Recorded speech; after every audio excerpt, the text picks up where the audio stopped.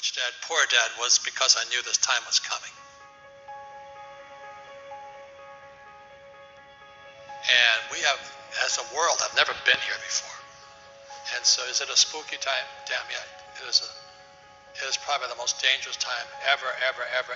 There's nothing to compare it to because there's never been a world economy before. For example, 100 years ago, if there was a stock market crash in England, it didn't affect anybody.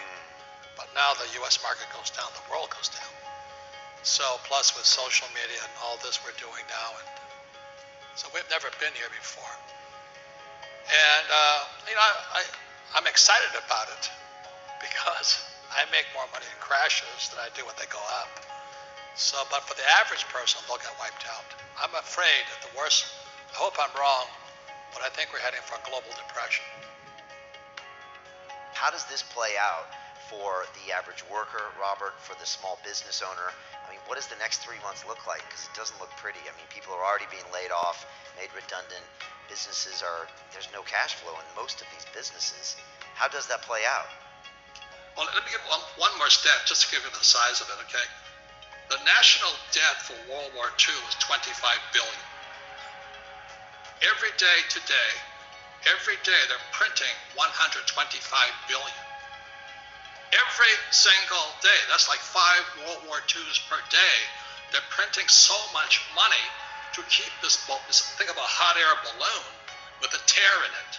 And they're doing desperately trying to fix this tear, but no matter how hard they try, the tear has gone beyond, it's coming down. So in financial terms, it's called our debt to GDP has now gone from 60 to 90 to 105, it's going to 120. We're bankrupt. And they're going to print more and more money, which means savers are losers, just as I predicted. Your money is going to be worthless in a few years. Wow. So, my message is the same as some of your other guests. This is metamorphosis time. Financial education, in Rich Dad's terms, is really financial transformation. And the definition of metamorphosis is very important. Metamorphosis, the definition is the evolution or the transformation from an immature form to an adult form. An immature form to an adult form. Metamorphosis is the same as a caterpillar turning into a butterfly. And Fuller always said there's nothing to predict a butterfly inside a caterpillar. So everybody listening right now, if you're struggling financially, just think of yourself as a little caterpillar. And this crisis is your cocoon. The question is, what do you emerge as? You emerge as a victim, the world did that to me, and the capitalists are crook, and the rich are bastards, and all this stuff? Or do you say, oh, this is the best thing that ever happened to me? The same as my health. I am ground zero for the coronavirus. All that does is inspire me to get healthier.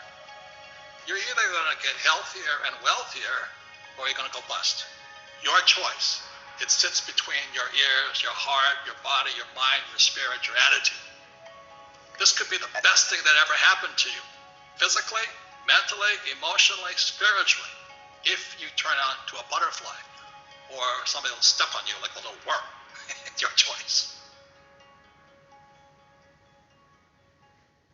Now, if you're in trouble today, my message is not so kind. This is hard talk, not happy talk. The crisis is in your head. Now, that's the bad news. The good news, you can change the crisis by changing what's inside your head. And so I hate to brag, but I'm doing extremely well financially today because as I was warning everybody, this crisis was coming. But it would be irresponsible of me to warn people of the crisis and not personally make changes myself. So right. The good news is the crisis is in your head. The bad news is in your head. The most important thing you can have right now is not job security, but meaningful work. So you and I don't need the money, but our work is meaningful. And it's our meaningful work that gets us through the hard times. So the good news is my company is sold out. We cannot keep up with product. The bad news is the supply chain shut down, but that's a good problem. We have tons of cash. I have gold. I have silver. And I do have challenges in the real estate market, but that's going to make me stronger. That's my only attitude I can have. Otherwise, I just cry and say, well, the government should take care of me. I need a bailout. I need a stimulus. So what can I do? I'm one of them. What do I do? Does it go back to employee, self-employed, business owner, investor? Like, go find a business, go start a business, go reposition yourself career-wise? You know, is there a 1, 2, 3 step process on what I can do to be prepared for it? I have a friend in Panama. He has an avocado farm. So he's sitting in Panama growing avocados. He says, because people have to eat. Another guy's friend of mine is growing blueberries. But another friend of mine, he moved up to, he's from Seattle, excuse me. He had a big house. His kids all moved out. So he converted the kids' bedrooms into 1-bedroom apartments. So he put a kitchen and he put a toilet inside his little bedrooms. And so he now rents out 4 bedrooms. He's making more money today than ever before because a lot of workers commute to Seattle. So they come in, they check in, they come in on Sunday night, they check out Friday afternoon. It's a little house. He's making more money. So the point is, everybody can do something, but you got to figure out what you can do.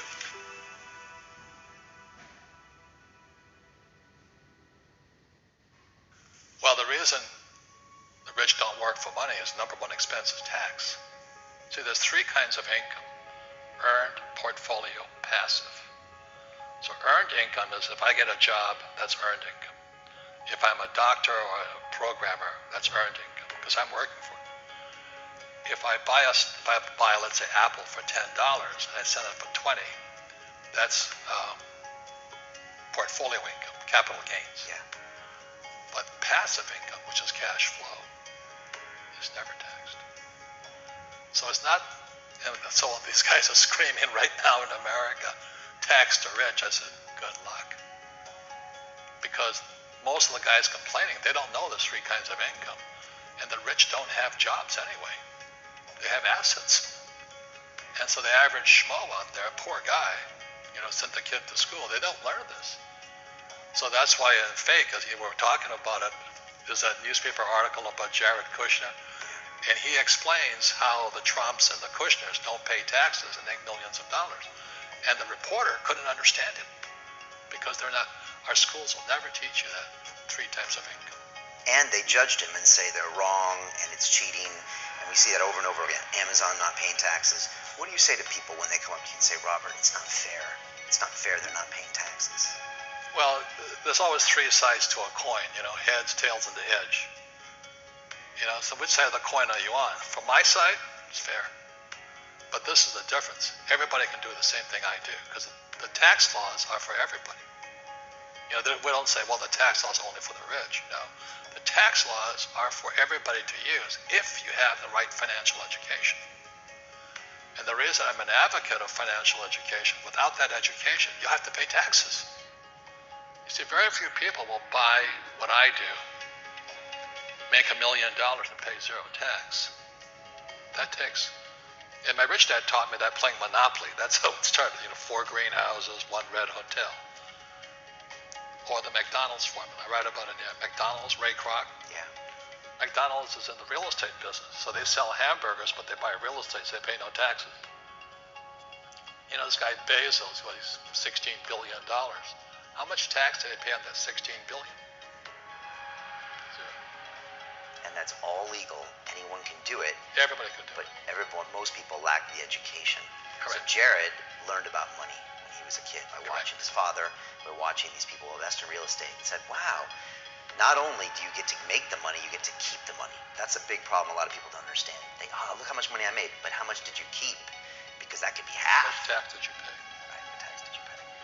And so you always say, this is the law. The law is true for every citizen. You can do it, but most people just don't do it. Sometimes, like you said, they don't have the education, but you need to have a plan if you're going to go do risky things. Well, it's not risky. I mean, to me, what's risky is having a job and paying taxes and saving money because they're printing it. That's the worst thing of all. And that's why there's fake money, fake teachers. The teachers they don't know it. Right. And fake assets because Wall Street or the City of London or Lehman Brothers or Goldman and all, they're not going to tell you this.